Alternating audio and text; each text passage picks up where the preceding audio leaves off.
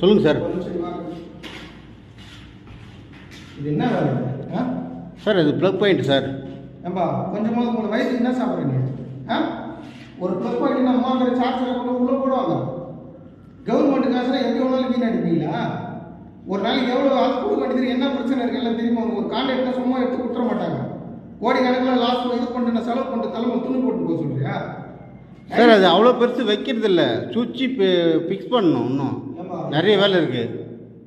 நிறைய வேலை இருக்குது. நிறைய வேலை தான் ஒரு வருஷத்தில் முடிக்க வேண்டியது 4 வருஷத்தில் முடிக்கிறீங்க.